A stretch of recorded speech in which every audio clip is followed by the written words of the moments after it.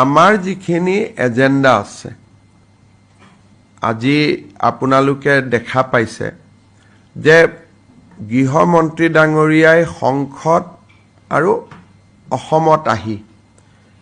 কেইটামান বিষয়ৰ ওপৰত তেওঁ গুৰুত্ব সহকাৰে কৈছে যে এটা এভিকশন চলি থাকিব তাৰ মানে অসম চৰকাৰে চলোৱা উচ্ছেদ অভিযানত ভাৰত চৰকাৰৰ সম্পূৰ্ণ সমৰ্থন আছে বহু সময়ত অসমত এটা কথা উলুৱা হয় যেটো হিমন্ত বিশ্ব শৰ্মাই কৰি আছে প্ৰধানমন্ত্ৰীয়ে গম পায় নে নাপায় গৃহমন্ত্ৰীয়ে গম পায় নে নাপায় এনেকুৱা কথা কিছুমান সাৰ্কুলে কেতিয়াবা উলাই দিয়ে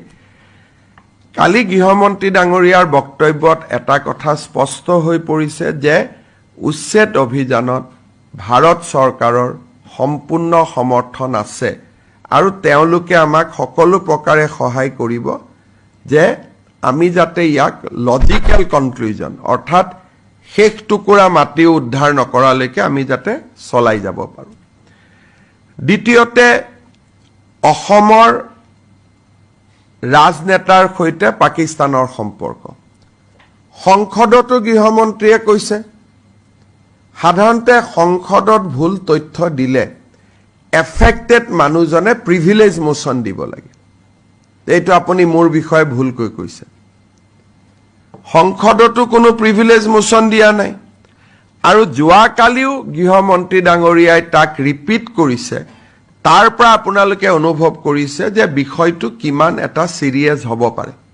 ইমান দিন অসমৰ মুখ্যমন্ত্ৰীয়ে কৈ আছিল ভাৰতৰ গৃহমন্ত্ৰীয়ে সংসদৰ ভিতৰে বাহিৰে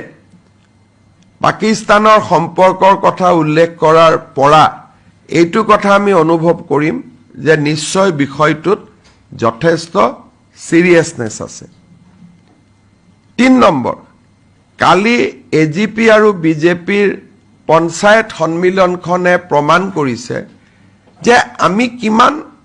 আজি দিনটোত সাংগঠনিকভাৱে শক্তিশালী হৈ আছো কংগ্ৰেছ দলে বিএলএ মিটিং কৰি আছে কিন্তু আমাৰটো বিএলএ ওয়াৰ্ডত অলৰেডি ৰেডি হৈ আছে এই ওয়াৰ্ড মেম্বাৰ সকল নৱেম্বৰত আমাৰ বুথ সন্মিলন হ'ব দুইটা দলৰে তাতো আপোনালোকে দেখা পাব যে বুথ সভাপতি সকল প্ৰত্যেকটো বুথত 21 জনকৈ মানুহ আমাৰ অলৰেডি প্ৰস্তুত হৈ আছে আৰু এই কাম আমি 2 বছৰ আগতে কৰি শেষ কৰি থৈছো গতিকে অসমত বিজেপি এজিপি এনডিএ সাংগঠনিকভাৱে আমি বহুত শক্তিশালী হৈ আছো আৰু আমাৰ সাংগঠনিক শক্তি আজি যেনেকে যি প্ৰত্যাহ্বান আহে তাক গ্ৰহণ কৰাৰ কাৰণে আমি প্ৰস্তুত হৈ আছো কালি মিটিংখনত আপোনালোকে তাৰ এটা প্ৰভাৱ দেখিছে